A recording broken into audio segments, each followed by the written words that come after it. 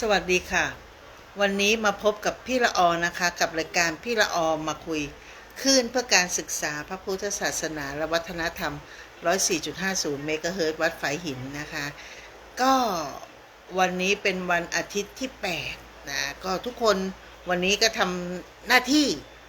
เป็นประชาชนที่ดี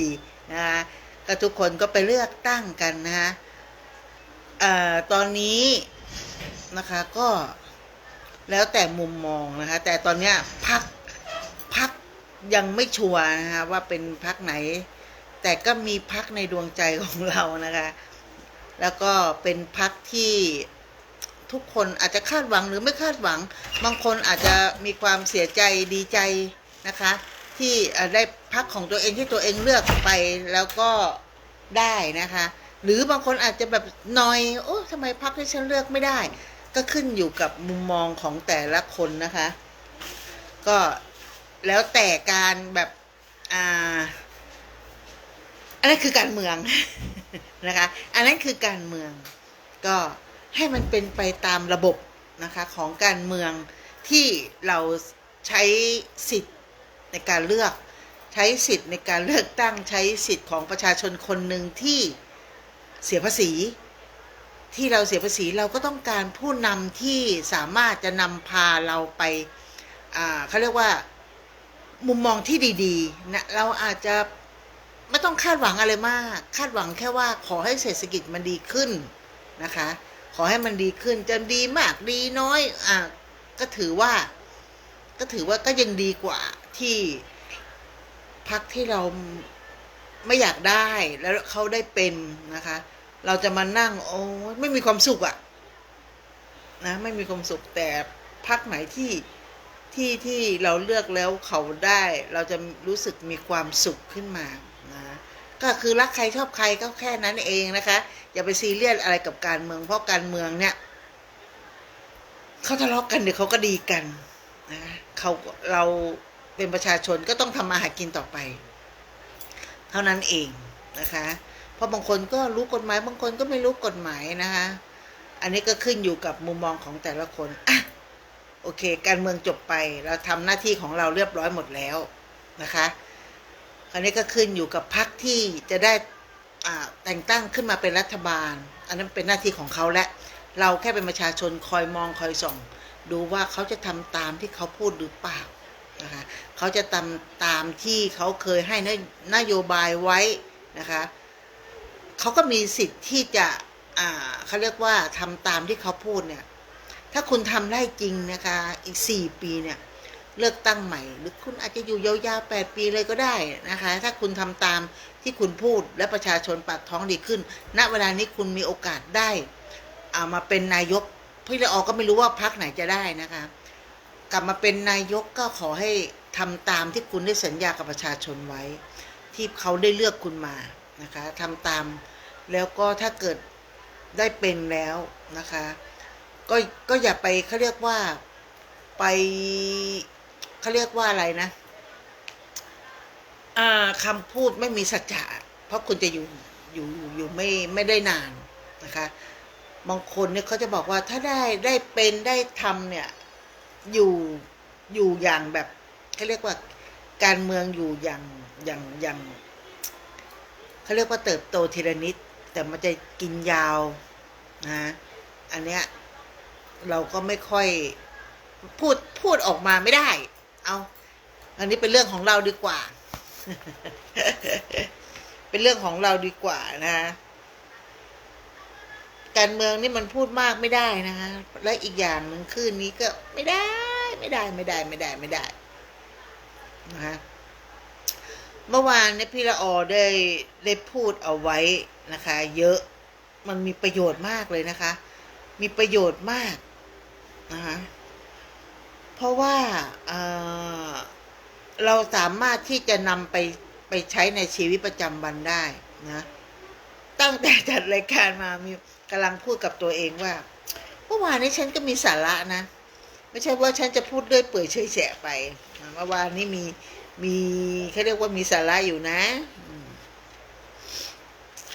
วันนี้ก็จะเริ่มมีสาระขึ้นมาอีกหน่อยหนึ่งนะคะคือให้ความรู้แหละ เราอายุมากขึ้นนะคะ มันก็จะมีทุกอย่างลุมเร้าเรามานะเราก็ต้องมีสาระบ้างนะไม่มีสาระบ้างนะเพราะว่าวันหนึ่งในคืนนี้เขาก็จะมีสาระทั้งวันนั่นแหละมาเจอฟังนั่งฟังพี่ละออก็นั่งพูดคุยกันเนาะรายการพี่ละออมาคุยก็อาจจะมีช่วงที่มีสาระบางช่วงจะไม่มีสาระนะแต่ตอนเนี้ยเราจะมามีสาระสักนิดหนึ่งเพราะว่าสุขภาพร่างกายเราก็ต้องเป็นอันดับหนึ่งเนาะเขาเพราะเดี๋ยวนี้เนี่ยเขารณรงค์กันนะรณรงค์กันอะไรรู้ไหมเช้ามาให้ตื่นวิ่งสัก10 นาทีถ้าใครทำได้ มันจะเป็นอะไรที่ดีสำหรับเขาเรียกว่าสำหรับตัวเราเองนั่นแหละหนึ่งสุขภาพที่ดีมันซื้อกันไม่ได้นะมันซื้อกันไม่ได้นะคะแล้วก็การกินอาหารเหมือนกันนะคะที่คนเราเป็นโรคกันเยอะๆเนี่ยทำไมมะเร็งถึงเป็นเยอะทำไมถึงได้เป็นไขมันอุดตันเส้นเลือดทำไมคนเราถึงได้เป็นความดันไขมันโรคหัวใจโรคเบาหวานนะคะของพวกเนี้ยมันเป็นสเต็ปอยู่แล้วมันสะสมตั้งแต่ช่วงวัยรุ่นมันสะสมมาตลอดถ้าเราไม่เขาเรียกว่าอยู่ในเซฟโซนที่เรากินอาหารที่เราไม่เลือกอะทุกอย่างมันจะเป็นขยะนะคะมันจะเป็นขยะเข้าสู่ร่างกายนะคะเป็นขยะเข้าสู่ร่างกายทันทีแล้วมันจะสะสมนะคะมันสะสมเข้ามาในร่างกายมันถามว่ามันไปไหนตอนที่เราอายุเราแบบน้อยๆเนี่ยมันก็จะแบบไปสะสมในลำไส้ในปอดในตับไปสะสมตรงนั้นตรงนี้นะคะคราวนี้อยู่มาวันหนึ่งเมื่อร่างกายเราไม่แข็งแรงพอร่างกายเราไม่แข็งแรงปุ๊บเนี่ยทุกอย่างมันจะเขาเรียกว่าอะไรมันจะพ่นพิษออกมาเพราะมันเก็บเอาไว้เนี่ยมันต้อนไว้ซ่อนไว้ตรงนั้นซ่อนวันนี้เพราะว่าตอนเราวัยรุ่นเนี่ยกำลังวังชาเราดีเราอาจจะไปกระโดดโลดเต้นไปออกกำลังกายนู่นนี่นั่นทุกอย่างมันจะเก็บเอาไว้มันแอบพวกนี้มันจะแอบนะคะเขาเรียกว่าอีที่เรากินเข้าไปมันเป็นอีแอบนะพอเราแก่ตัวลงมันรู้ว่าเราเนี่ยสู้มันไม่ไหวแล้วเนี่ยมันจะแผงฤทธิ์ขึ้นมาพวกนี้มันจะก่อตัวไว้นะเขาเรียกว่าก่อม็อบมันจะก่อม็อบกันไว้เล็กๆน้อยๆเล็กๆน้อยๆนะคะถึงวันหนึ่งที่เราอ่อนแอปุ๊บไอ้ที่มันก่อเขาเรียกว่ากบฏไงนะคะกบฏเข้าไปอยู่ในร่างกายเรา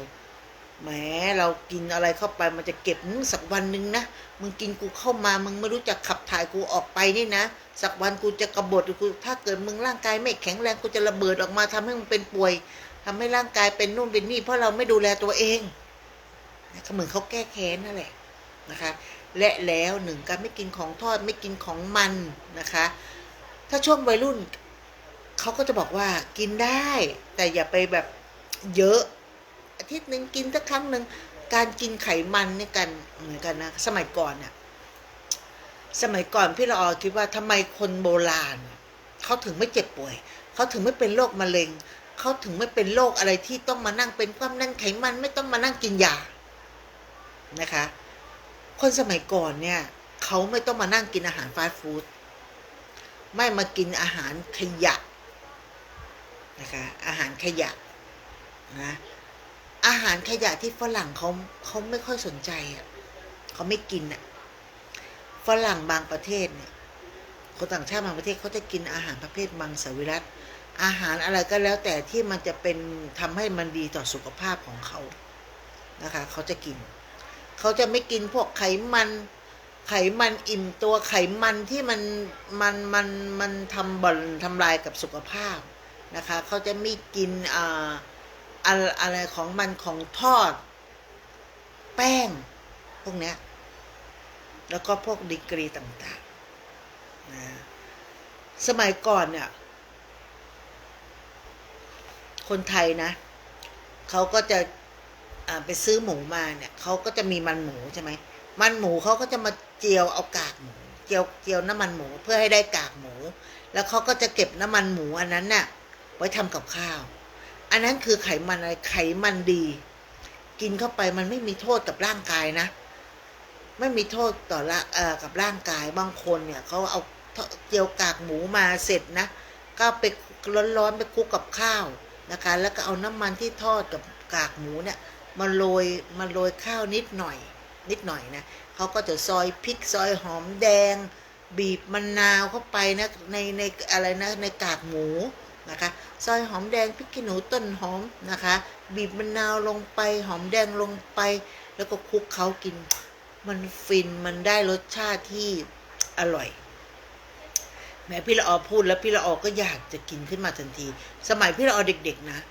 ถ้าเกิดว่าบางทีแม่ทำกับข้าวมันไม่อยากเราเคยเห็นพ่อเรานะเวลาที่เขาเบื่อกับข้าวขึ้นมานะเขาเบื่อกับข้าวขึ้นมาพ่อจะเอากะปิเนี่ยกะปิต้องเป็นกะปิดีนะกะปิแท้กะปิดีๆเนี่ยมันจะได้ความหอมของกะปิเวลาพี่ละอออยากกินกะปิเนี่ยพี่ละออจะสั่งที่บ้านส่งมาให้คือสมัยก่อนเนี่ยที่สมุทรปราการเนาะเราจะได้กะปิแถวบางบางปลาอะไรพวกเนี้ยกะปิเขาจะเป็นกะปิที่แบบคลุกข้าวกินแกงก็ได้เอามาตำน้ำพริกก็ได้แต่สมัยเนี้ยมันจะมีเขาเรียกว่าเป็นกะปิที่สำหรับแกงสำหรับตำน้ำพริกสำหรับที่จะมาทำคือเราทำให้เรางงกะปิสมัยเนี้ยมันจะออกหวานซึ่งกะปิโบราณสมัยก่อนถ้าเป็นกะปิแท้มันจะไม่หวานนะคะจะไม่หวานมันจะมีความเค็มอย่างพอดีแล้วมันได้ความหอมของกุ้งเคยนะเขาก็จะไปตากแดดจนแบบมันดำมันจะได้ความหอมของมัน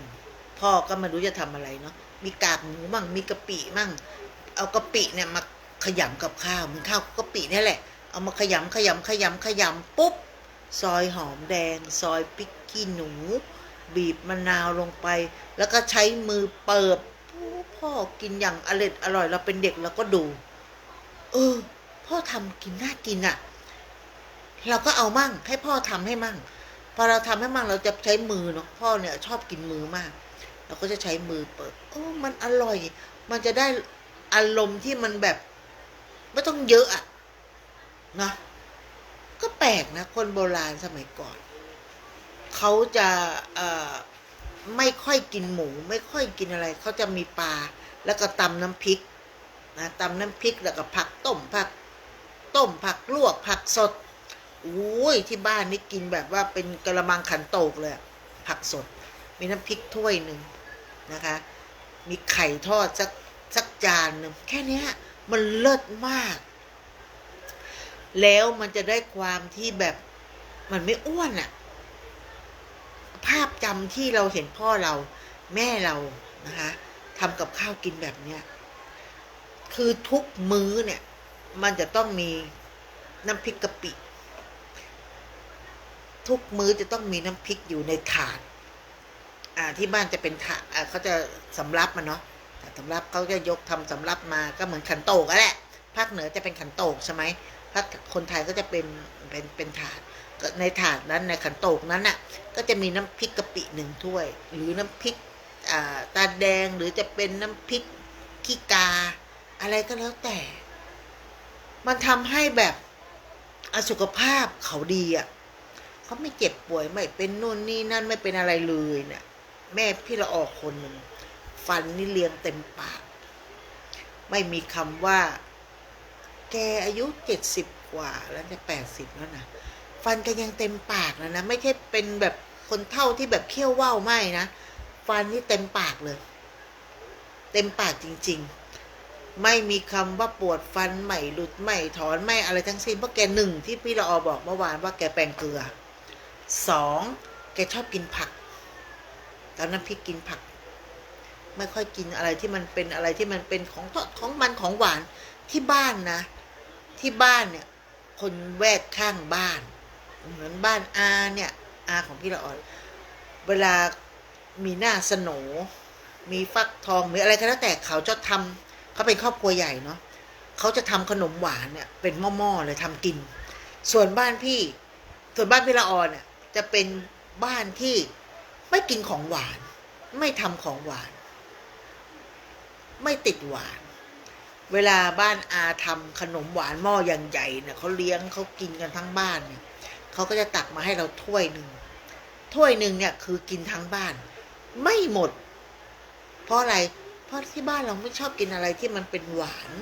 ไม่ชอบกินขนมหวานไม่ชอบกินอะไรที่เป็นกะทิเป็นหวานหวานอย่างเงี้ยจะไม่กินก็เลยเป็นอะไรที่ไม่ทำของหวานกินถามว่าชอบกินอะไรที่บ้านก็ผลไม้กับข้าวแค่เนี้ยไม่กินของหวานนะคะก็เลยติดนิสัยห้อยคอมาพี่ละออโตมาพี่ละออก็เลยไม่ชอบกินหวานไม่ชอบกินผลไม้ไม่ชอบกินขนมที่มันออกหวานขนมไทยขนมอะไรก็แล้วแต่เนี่ยไม่ทำกินนะคะแต่ก็แปลกแต่ทำขายได้นะมาอยู่เชียงใหม่ทำขนมหวานขายอะงงกับตัวเองมากเลยว่าในชีวิตพ่อแม่ไม่เคยทำขนมหวานกินในชีวิตคนในครอบครัวไม่เคยทำอะไรกินแต่พี่ละออทำไปดูเขาทำเนี่ยแล้วเราก็มาทำนะ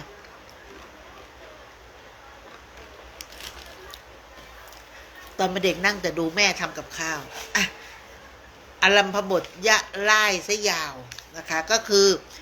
เรื่องของเรื่องคือเราต้องการให้เราดูแลนะคะดูแลสุขภาพตัวเองนั่นแหละเมื่อวานพี่ละออก็พูดไปเยอะนะคะแล้วก็คราวนี้มาถึงหน้าที่ตั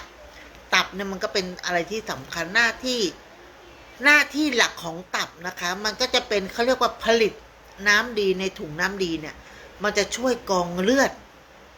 ส่งเลือดดีเข้าสู่ร่างกายแล้วก็ส่งเลือดไปที่ไต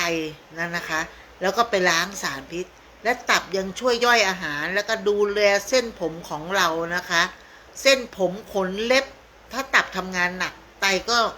จะมาช่วยทำงานเมื่อทำงานทั้งหนักทั้งตับทั้งไตเนี่ยไตก็จะเสื่อมไปไวนะคะพี่รอก็มาดูตัวเองว่าผมก็เริ่มร่วงเล็บก็เริ่มหักง่ายเปาะนะคะเขาบอกว่าตับทำงานหนักเพราะกินบ่อยกินผิดเวลากินบ่อยเนี่ยไม่ค่อยได้กินนะแต่ถ้ากินผิดเวลาเนี่ยคือมื้อที่ตับรอย่อยอาหารก็เช่นมื้อเช้า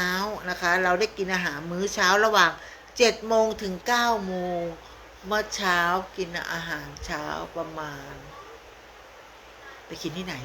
ประมาณ10 โมงตรงเลยอะเลทเป็น1 ชั่วโมงผิดนะคือมันไม่ทันนะคะตับก็จะย่อยผิดเวลาก็จะกลายเป็นว่าตับต้องทำงานหนักหรือกินจุบกินจิกทั้งวันแต่กูจิบนี่พี่รอไม่กินอยู่แล้วเนาะและการกินอาหารหนักแล้วเข้านอนคืออันเนี้ยมันไม่ดีสำหรับร่างกายคนเราเลยนะพี่ละออนเนี่ยขายของเนาะกินข้าวเช้าก็10 โมงอย่างที่บอกว่าข้าวเช้า10 โมงข้าวกลางวันบ่าย 3ข้าวเย็นมันต้องกินตอนบ่าย 3เราออกขายของแล้วไงเพราะเราออกไปขายของปุ๊บเราจะมามีเวลากินข้าวเลยนะก็ยืนขายของไปยาวๆเลยมีถ้าหิวจัดมีอะไรข้างร้านก็คือซื้อยัดเข้าปักบางทีเราย่างลูกชิ้นเราก็เอาเข้าปักเพื่อให้มันร่างกายมันอยู่ได้หมดลูกค้าปุ๊บเที่ยงคืน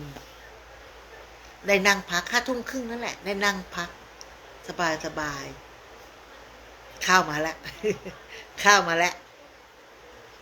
อาหารหนักมาแล้วพอกินเสร็จปุ๊บนั่งพัก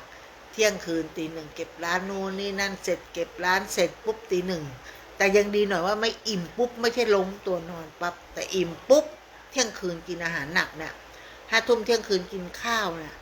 ฝ่ายเราจะนอนก็เกือบตี 3แล้วมันก็ยังทำนู่นทำนี่นู่นนี่นั่นมันก็มีการย่อยไปเรียบร้อยแล้วก็ยังโชคดีแต่มันก็ไม่ดีสำหรับตับของคนเรานะคะเพราะว่าร่างกายเนี่ยช่วงตี 1ถึงตี 3เนี่ยร่างกายต้องการนอนหลับสนิทแต่ช่วงตี 1ถึงตี 3พี่ละออยังไม่นอนยังทำนู่นทำนี่ทำกิจกรรมของตัวเองนั่นแหละนะภารกิจต่างๆของตัวเองจะนอนอีกทีก็คือตี 3นะตี 3 ครึ่งหลับถามว่าหลับสนิทไหมหัวถึงหมอนมันก็ไปแล้วเพราะมันต้องการพักผ่อนมากๆมันก็เป็นช่วงเวลาที่ตับต้องการขับสารพิษออกจากร่างกายนะคะแต่ถ้าเกิดเรานอนผิดเวลากินจุกกินจิกตับมันทำงานหนักมันจะเกิดภาวะที่ไม่ดีนะคะแล้วก็ เขาเรียกว่าตับกับไตมันจะเสื่อมไวแล้วยิ่งเพิ่มภาระให้ตับคืออะไรรู้ไหมการโกกสีผมทาเล็บใช้ยาสระผมทาปากด้วยเครื่องสำอางสารเคมีต่างๆที่มันเจือปนอยู่เนี่ยสารเคมีเนี่ยจะส่งไปถึงตับโดยตรงสะสมอยู่เป็นเวลานานพอตับมีปัญหาขอบตาจะดำนะคะอาหารก็ไม่ค่อยย่อยท้องก็อืดลมแน่นท้องเลือดก็ไม่เลี้ยงนะคะกระดูกเชิงกรานมดลูกเริ่มโตโอ้สปะอย่างไอ้ที่พูดมานะคือโกกสีผมเล็บยาสระผมเครื่องสำอางพวกนี้มันเป็นโทษหมดนะแต่ทำไงได้เราก็ต้องดูแลตัวเองไปอีกอย่างหนึ่งง่ายๆนะคะวิธีล้างสารพิษในตับนะคะพี่เราจะมาบอกให้วิธีล้างสารพิษในตับนะคะก็คือกินเห็ด3อย่างขึ้นไปนะคะปรุงอาหารห้ามผัดน้ำมันนะแต่ใช้กะทิแทนน้ำมันได้จะได้ประโยชน์มากกว่านะคะต้มเห็ดแล้วกินแต่น้ำก็ได้นะคะเห็ด3อย่างอะไรก็ได้ให้มันได้3อย่างนะคะเอามาต้มกินผัดกินนะกินขมิ้นชันก่อนนอนเพื่อขับไขมันในตับขมิ้นเนี่ยถ้าบางคนเขากินยากกินเย็นก็ให้ไปซื้อเป็นแคปซูลได้ตอนนี้มันมีขายเยอะการดูแลตับให้แข็งแรงเราจะช่วยให้เลือดเนี่ยมันไหลเวียนดีขึ้นนะคะก็ต้องงดใช้เครื่องสำอางที่มีสารเคมีเต็มใบหน้างดใช้ยาสระผมที่มีสารเคมีกับหนังศีรษะเพราะสารเคมีจะเข้าไปถึงตับโดยตรงโดยซึมผ่านเข้าเส้นเขาเรียกว่าเส้นเลือดฝอยนะคะผงชูรสหรือโมโนโซเดียมสกลูตาเมตเนี่ยจะตกค้างในตับทำร้ายตับโดยตรงและทำให้เลือดหนืดไม่กินอาหารระหว่างตี 1ถึงตี 3เพราะเป็นการเวลาที่ตับต้องการขับสารพิษถ้ากินอาหารเวลานี้ตับจะไม่ทำหน้าที่หลักก็คือ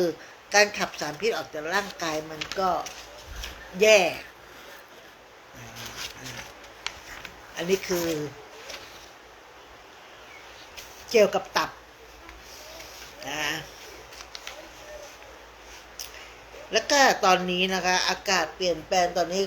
อย่างเชียงใหม่ก็เข้าสู่ฤดูอะไรฤดูเผาป่าตั้งแต่1 มกราถึง31 พฤษภาเลยเขาห้ามเผานะพอเขาห้ามปุ๊บเผากันใหญ่เลยนะเผากันเพียบก็มาเข้าใจเนาะเป็นยิ่งห้ามเหมือนยิ่งยุอ่ะเรามาต่อเรื่องไล่ฝุ่นนะคะไล่ฝุ่นเนี่ยอากาศมันจะมีฝุ่นอยู่แล้วนะคะอย่างพี่ละออนเป็นภูมิแพ้เนี่ยจะแพ้ฝุ่นละอองนะคะฝุ่นละอองเนี่ยมันจะมีตัวไล่ฝุ่นเกาะติดอยู่เป็นจำนวนมากลอยอยู่ในอากาศทั่วไปล่องลอยมาเกาะติดที่ในร่างกายเสื้อผ้าที่เราสวมใส่ในห้องนอนในรถเมื่อเราหายใจติดละอองฝุ่นเข้ามาเนี่ยที่ใบหน้าตัวไล่ฝุ่นก็จะอาศัยอยู่แล้วก็จะกัดกินฮอร์โมนเทสโทสเตอโรอะไรเนี่ยกัดกินฮอร์โมนเทสโทสเตอโรนนะคะที่รูขุมขนอ่านยากและผิวหนังหรือในโพรงจมูกในรูหูเมื่อไ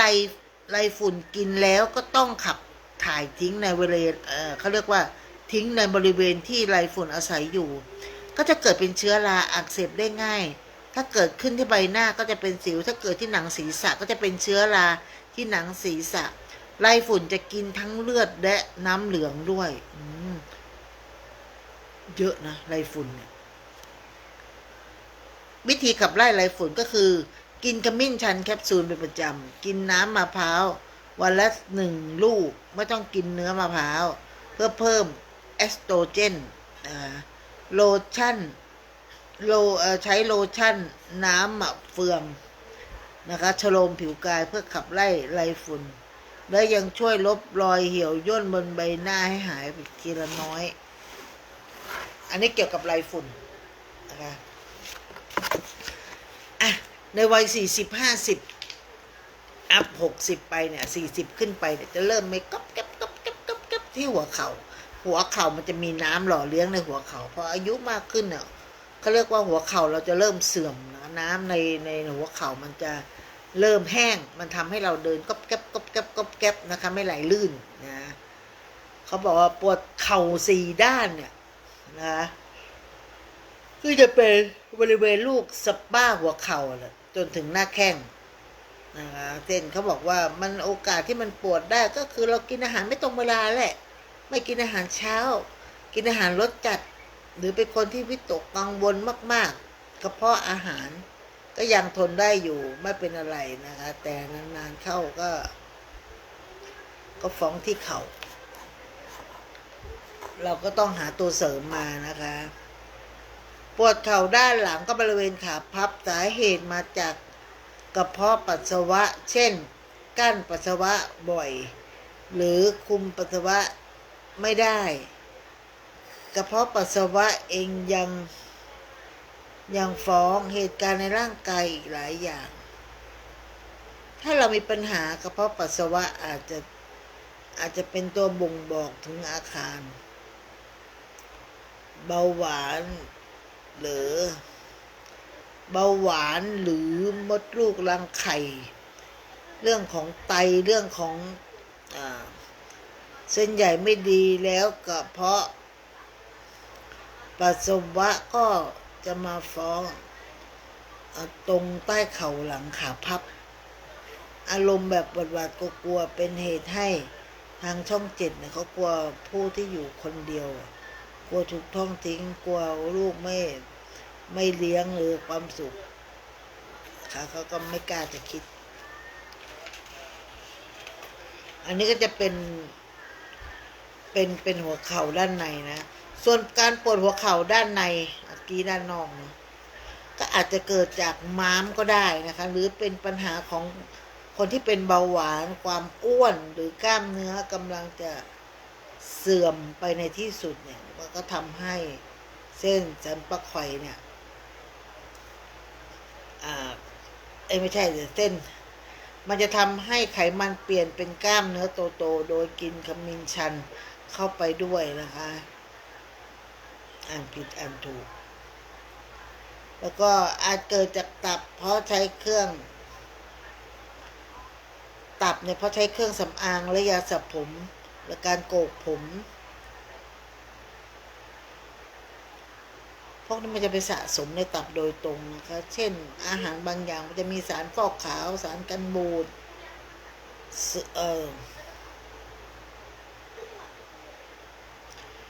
เขาบอกว่าพวกนี้มันจะมีสารฟอกขาวพวกนี้เป็นอันตรายก็หลุดเลี่ยงได้ก็หลีกเลี่ยงเนาะคราวนี้เขาก็จะบอกว่าร่างกายคนเราเนี่ยมันที่เขาเป็นมะเร็งกันเยอะๆเขาบอกร่างกายเนี่ยมันจะได้รับสารเคมีปะปนอยู่ในอาหารที่มันก่อเกิดมะเร็งเนี่ยเขาบอกเกิดจากเชื้อราอะฟาทอซินเช่นถั่วลิสงพริกป่น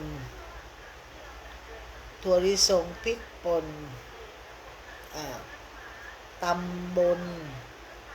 ที่ซิงเอาไว้ก็คือเขาเรียกว่า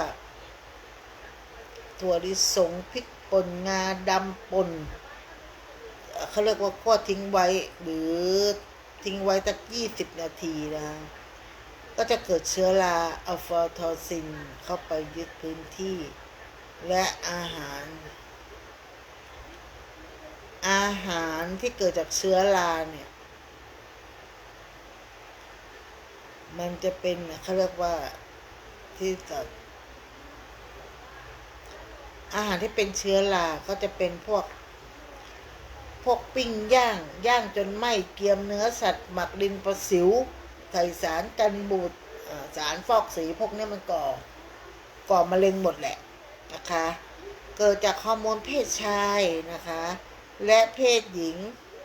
นะคะที่มีอยู่ในร่างกายทั้งสมองมันจะไปเลี้ยงสมอง อันนี้น่ากลัวนะน่ากลัวนะคะน่ากลัวทั้งสองในสัมผัสคือมันจะไปเขาเรียกว่าอะไรนะทำร้ายร่างกายหรือน้อยไปต้องเขาเรียกว่าต้องทุกคนต้องไม่สัมผัสมากเกินไปน้อยเกินไปกินน้ำกระชายเข้าไปปรับสมดุลฮอร์โมน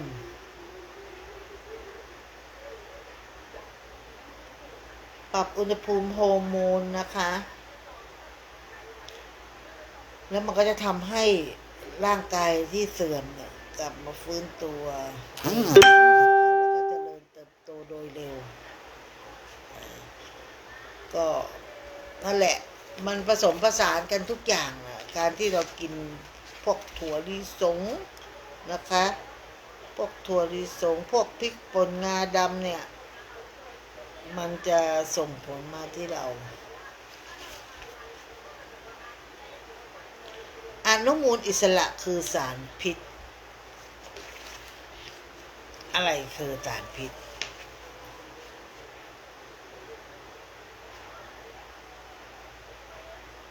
อะไรคือสารพิษในร่างคนในเขาบอกว่าในร่างกายคนเรามันต้องมีประจุไฟฟ้าลบที่อยู่บริเวณมากๆวิ่งอยู่รอยเซลล์ของร่างกายถ้ามีเชื้อโรคเข้ามาเนี่ยตัวประจุฟ้าฟ้าทะลายฟ้าทลายจุดไฟฟ้า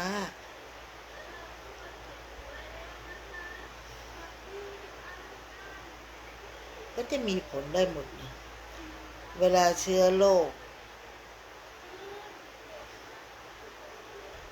หรือสารพิษเข้ามามากกว่ามักจะดูดปัญหา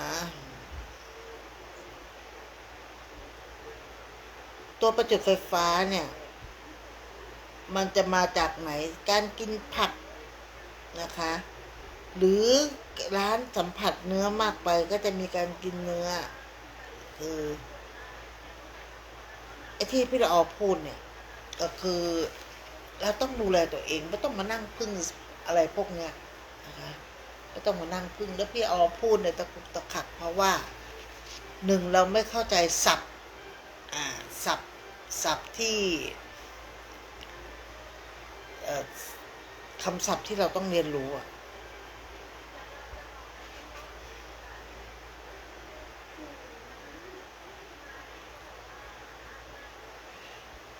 ต่อมา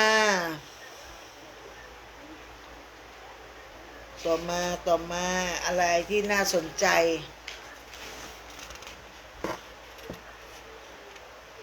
พี่เราก็กำลังดูนะว่าอะไรที่มันน่าสนใจ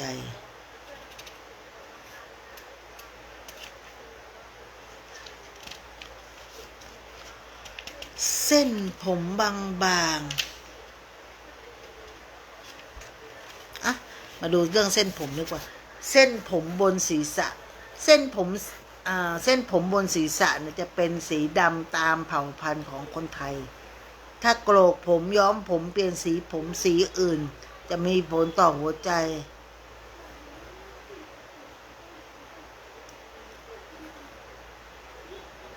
ไม่มีผลต่อหัวใจทำให้หัวใจไม่แข็งแรงเพราะสีดำจะช่วยกรองเขาบอกว่าจะช่วยกรองคลื่นความถี่ที่ทำร้ายหัวใจและถ้าใช้ยาสระผมก็อย่าย้อมผมรวมถึงการทาปากรวดเร็วเนี่ยคือไม่ทำร้ายได้ควรหาน้ำอย่า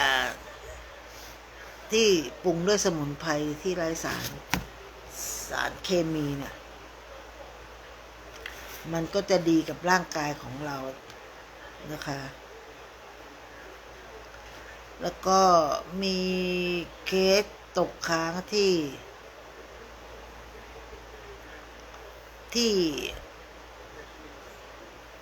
่จะต้องดูแลนะคะมีผลต่อการกระทำของเราที่เรา ที่เรากินเข้าไป ส่วนควรกระทำดีดึงสารพิษที่หนังศีรษะในไม่ช้า 2. กินเห็ด3 อย่างปรุงอาหารนะคะ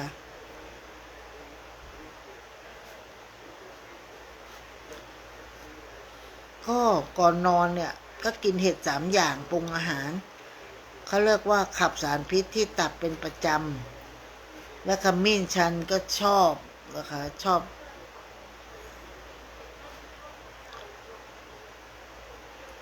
กินเห็ด3 อย่างไขมัน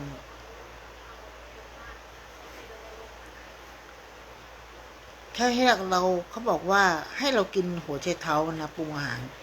ล้างสารพิษได้ใช้แชมพูสระทุกวันสมุนไพรจะบวกมากอันนี้คือสำหรับการตั้งรับเขาเขียนมาพิมพ์มาพี่ทอก็อ่านงง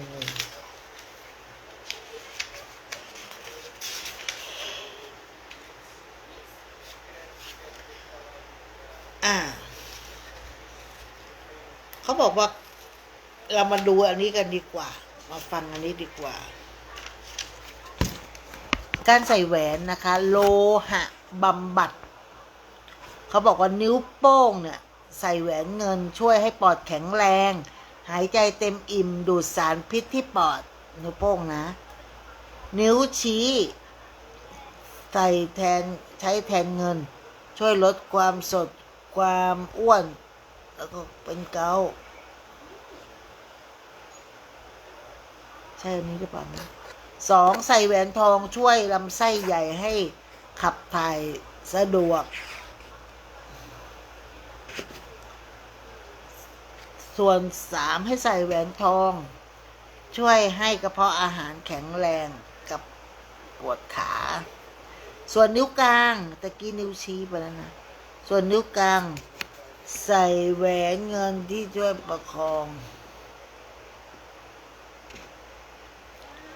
ใส่แหวนทองได้ช่วยกระเพาะอาหารให้แข็งแรง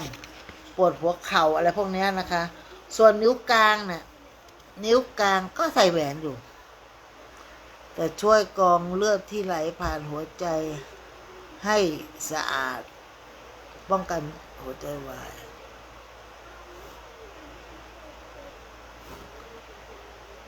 ใส่แหวนเงินช่วยล้างไขมันล้างสารพิษในตับใส่แหวนทองคนที่เป็นไมเกรนแก้ในห้องนะคะก็จะช่วยได้หลายอย่าง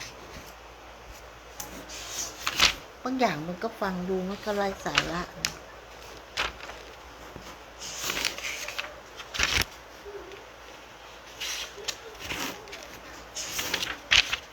เฮ้ยเรามาดูสรรพคุณดีกว่า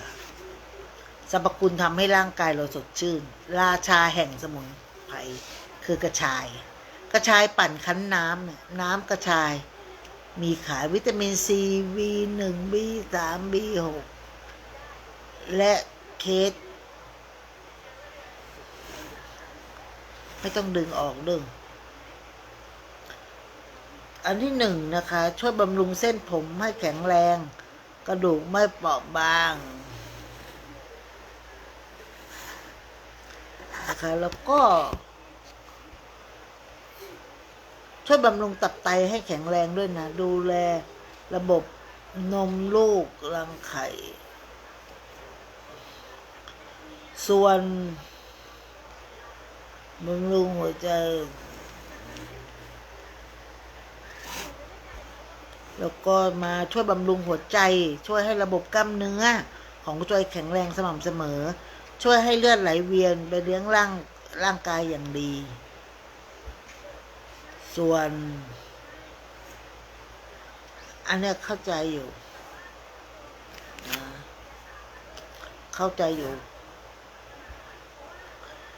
บางคนเนี่ยเขาจะกินกระชายนะให้ร่างกายมันสดชื่นนั่นแหละ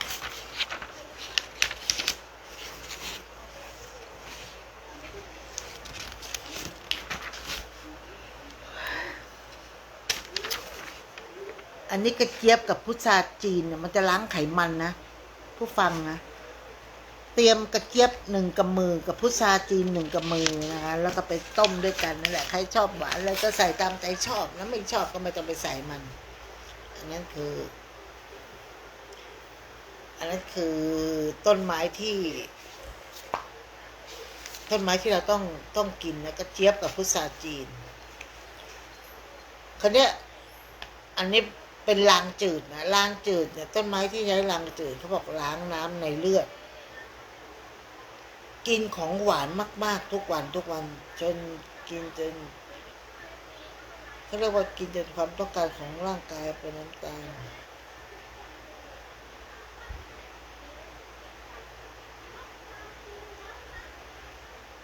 แล้วก็บางทีเนี่ยมันกินทุกวันเนี่ยเขาให้ใช้รางจืดนะแล้วมันจะไปทำให้แบบว่าไม่ต้องไปเจาะเลือดก็ต้องเจาะตรวจนะตรวจทุก3 เดือนนั่นแหละนะคะแต่อากาศมันร้อนเนี่ยเรียบและโล่งจึงไม่จะได้จึงอะไรดียืนยันว่าโล่งเลือดน้ำไหลไม่หยุดเวียนหัว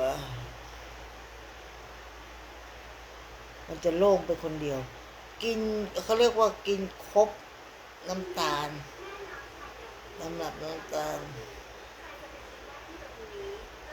แล้วก็กินน้ำล้างจืดเพื่อล้าง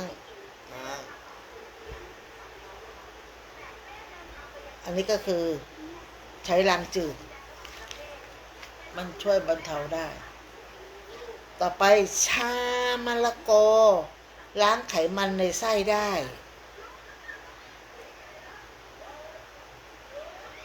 เมื่อกระชา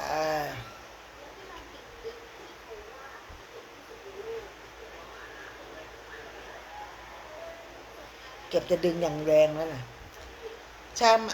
ามะละกอเนี่ยมันจะช่วยประโยชน์ของมันก็คือเป็นการล้างลำไส้ล้างลำไส้โดยที่ไม่ต้องไปถึงทวารช่วยล้างระบบดูดซึมนะคะล้างคราบไขมันที่ผนังลำไส้อันเนื่องมาจากการกินอาหารผัดน้ำมันเป็นประจำคราบไขมันเกาะตัวที่ผนังเป็นกาวจึงทำให้ร่างกายเรามีการดูดซึมที่ดีตะกี้เป็นล้างลำไส้ใหญ่คราวนี้ก็จะเป็นไอ้นี่แหละโยเกิร์ตบวกนมสด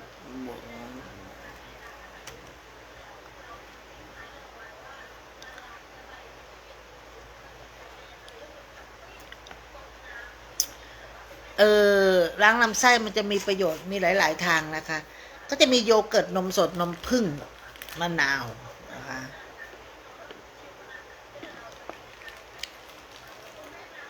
เขาให้ไปล้างช่วงไหนนะคะล้างลำไส้เนี่ยก็จะเกิดโยเกิร์ตมันจะช่วยย่อยไขมันจากนมกินความหวานจากน้ำผึ้งเพื่อสร้างและเลี้ยงตัวจุลทรีย์เองจากนั้นก็ถ้ากินเวลาบ่ายโมงถึงเที่ยง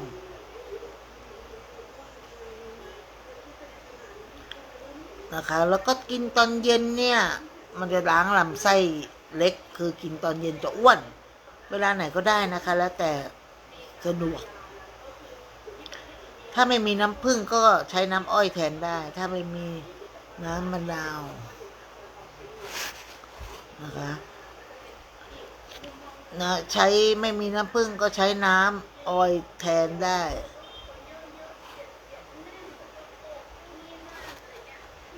แล้วก็ความเป็นเบาหวานที่กินได้นะจุลทรีย์เนี่ยจะกินความหวานจากน้ำผึ้งนะคะผสมโยเกิร์ตนมสดน้ำผึ้งชามะนาวเสร็จแล้ว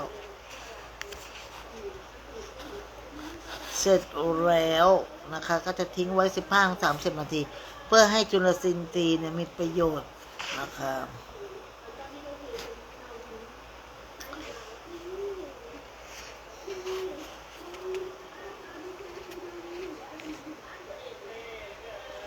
แล้วก็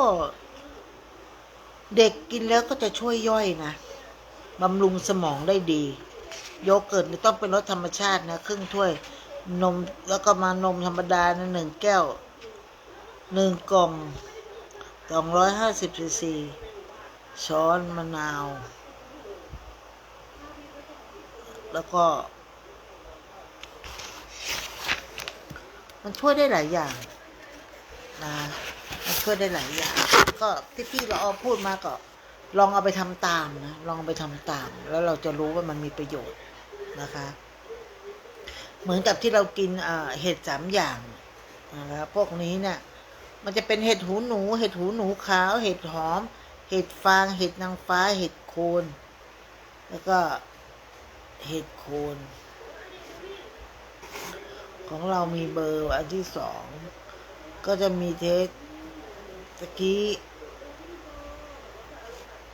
เห็ด3 อย่างในร่างกายเรานะคะก็คือล้างสารพิษตกค้างขอเห็ด3 อย่างเมื่อนำมารวมกลุ่มปรุงอาหารตอนอนุพิจารตอนเปรี้ยว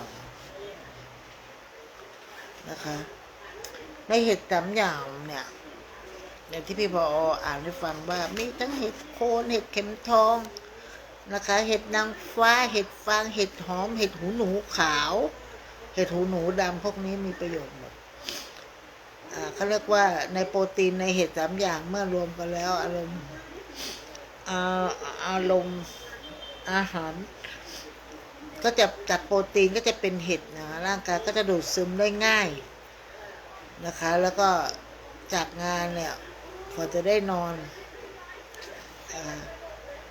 บางทีเราก็อยากทำแต่ตื่นทำไม่ไหวทำไม่ได้ก็เป็นแนวการอันไหนทำได้ก็ทำนะคะก็เหมือนกับใบโหระพาเป็นสมุนไพรเดียวที่จัดให้เป็นผู้ชายขายเยอะนะคะใบโหระพาเป็นสมุนไพรเดียวที่สามารถจัดให้เป็นยาดมของเป็นยาอายุวัฒนะเป็นราชนีแห่งสมุนไพรไทยเนี่ยนะคะก็กินโหระพาวันละ7 ยอดเขามีความสุขมากนะคะก็คือนำเอาใบโหระพาเนี่ยนะคะมาปั่นรวมกับสับปะรดจะช่วยให้สร้างเม็ดเลือดหรือใครนึกอะไรไม่ออกยี่ห้ออะไรหัวใจผิดปกติและกล้ามเนื้อผิดปกติหัวใจมันต้องอยู่ในกลุ่มเสื้อผ้าเพราะเราใส่ไปแล้วเนี่ยมันก็จะปกปิดหมดใบโหระพาใบหญ้าหวานเนี่ยใบหญ้าหวานก็ใช้ในการแข่งมันก็จะทำให้สำเร็จได้แล้วก็มากระเจี๊ยบเขียวเนี่ยมีเพนิกสูงมากจะช่วยสมานแผลภายในของสตรีหลังจากการคลอดบุตรนะคะและมีเตบตุกแล้วก็ช่วยสมานแผลในร่างกายหลังการมรณะเราเอากระเจี๊ยบมาทำอะไรครับผิวพรรณดีหนูนี่นั่นนะคะเอากระเจี๊ยบ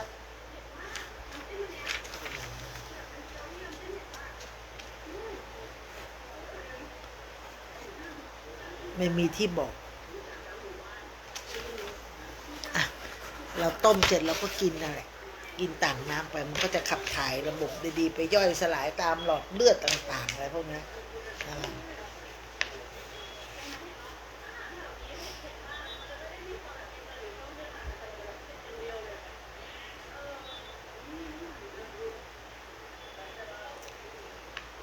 เฮ้ย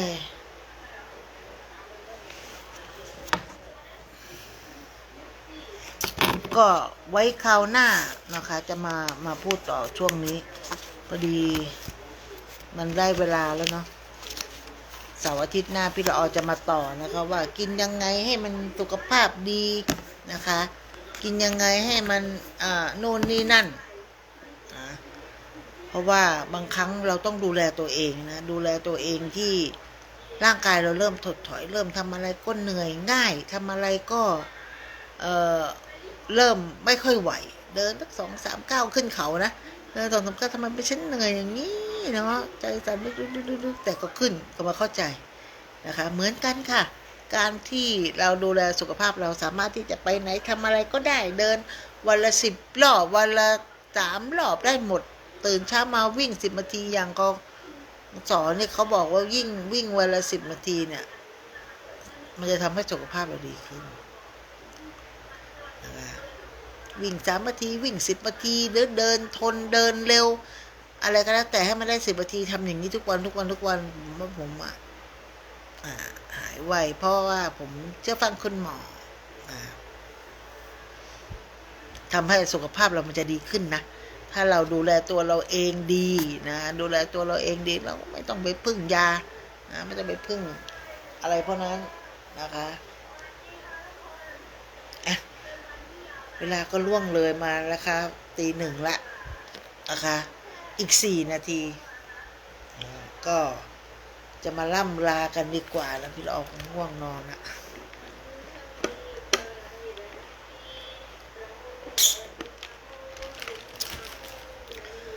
เพราะว่าวันนี้มาเลือกตั้งว่าจะขายของก็ไม่ทันนะฮะคนเยอะคนมาใช้สิทธิ์กันเยอะแล้วก็เขาเปิดตอน8 โมงครึ่งเนาะ8 โมงครึ่งโอ้ไปยืนรอ9 โมง9 โมงกว่าคนต่อแถวเยอะมากมันก็ไม่สามารถที่เราจะทำอะไรได้ก็วันนี้ก็เลยเป็นวันหยุดพักผ่อนอีก1 วันนะซึ่งขายวันหยุดวัน ขายวันหยุดวันปวดหัวมากปวดหัวกับตัวเองอ่ะนะคะจะได้ล่ำลากันแล้วอีกไม่กี่นาทีนะพี่ละออก็ว่าพี่ละออจะกินยานะคะยานี่ก็คือยาภูมิแพ้นี่แหละนะภูมิแพ้อย่างที่พี่ละออบอกว่าต้องกินนู่นกินนี่กินยา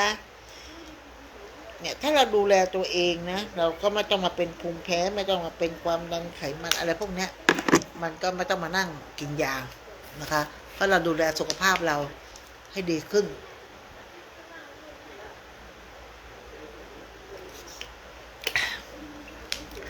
บางทีมันเดทแอร์ไปเงียบๆก็ไม่มีอะไรหรอกมันนึกไม่ออก มันนึกไม่ออกก็เป็นอะไรอย่างนี้แหละนะอ่ะไว้เจอกันใหม่เสาร์อาทิตย์หน้านะคะสำหรับรายการพี่ละออมาคุยนะขึ้นเพื่อการศึกษาพระพุทธศาสนาและวัฒนธรรม104.50 เมกะเฮิรตซ์วัดฝายหินนะคะก็ร่ำลาอาจารย์พระอาจารย์วิสุวัฒน์นะคะเจ้าอาวาสวัดฝายหินนะก็มีอะไรบางทีพี่ละออก็ไม่ค่อยได้เล่นโทรศัพท์ไม่ค่อยได้ฟังรายการวิทยุอะไรต่างๆไม่ค่อยได้ทำวันถ้าขายของก็ไม่ค่อยมีเวลาเนาะมีหน้าที่ทำมาหากินบางทีเราก็ไม่รู้ว่าบนวัดมีงานอะไรนะคะก็บางทีก็ติดตามในโซเชียลบ้างนะแต่บางครั้งก็ดูทันมั่งไม่ทันมั่งฟังทันมั่งไม่ทันมั่งบางทีมาดูอีกทีอ้าวกิจกรรมต่างๆมันเสร็จสิ้นไปแล้วนะครับพี่ละออก็ไม่ได้ประชาสัมพันธ์แต่ถ้าเกิดเรารู้มาเนี่ยจากทุกเขตท่านจะมารายงานจะมาบอกพี่ละออนะมันว่าจะมีงานนู่นงานนี่นะพี่ละออก็จะมาประชาสัมพันธ์เพราะว่าท่านเข็มก็ภาระหน้าที่ท่านเยอะเนาะเจอท่านไม่ค่อยได้เจอแหละคือเราก็ไปขายของกลับมาก็ดึกนะก็ท่านก็จำวัดไปแล้วเนาะก็เลยไม่ได้ค่อยได้พูดได้คุยอะไรกันเท่าไหร่ลำลาเสียทีเนาะพูดเวลาจะลาเนี่ยพูดอยู่นั่นแหละพูดไม่จบสักทีนะคะก็สำหรับค่ำคืนนี้ราตรีสวัสดิ์บ๊ายบายค่ะเจอกันใหม่เสาร์อาทิตย์หน้าค่ะ